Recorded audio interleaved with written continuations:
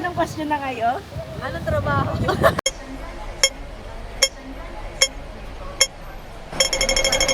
Anong trabaho? Di ba pwedeng mag-travel ng walang trabaho? And At the ano pa ang reaction, sabi? yung nalaman Ano mo ang sabi? Paano, diba anong trabaho? Sabi ko housewife po. Pagka sabi ng housewife? Paano yung ulo? Yung ulo. Hindi lang isa, dalawa. Kasi pinatok niyang ganun sa ano na mesa. Diba? Doon para di kakabahan.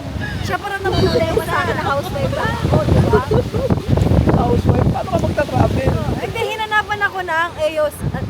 Sabi ko, di ba po kasi hindi na po kailangan kasi nga po, ano naman po ako, ano ba yun? First degree relative naman, housewife naman po ako. Sabi niya, hindi kahit na po ma'am, sino po magpa-funds ng travel niya? Sabi ko, asawa ko po, ano po magtrabaho? Sabi ko, ano po, technical recruiter, ba saan po? Nasa bahay. Patingin nga po ng ano. Doon na po nagsimula ang lahat. Inilabas ko na yung mga kailangan. Tapos nagtanong ko sino kasama. Ay, dinawag ko si San. Siyempre. Si San na ang tanong kay San. Talaga naman. Isa lang tanong sa akin. Ang tanong. Kaibigan ko daw ba siya? Di ba parang kasalanan ko pa. Parang wala siyang friend. Parang wala ba talaga akong kaibigan? Ano ba ako dito maghahanap? Friendly naman, di ba?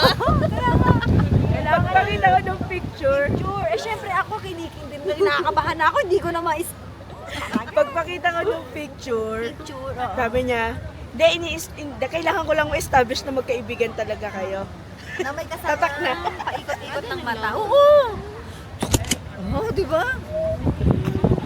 Tapos, may sinabi ko pagkaalis ko. Di ba?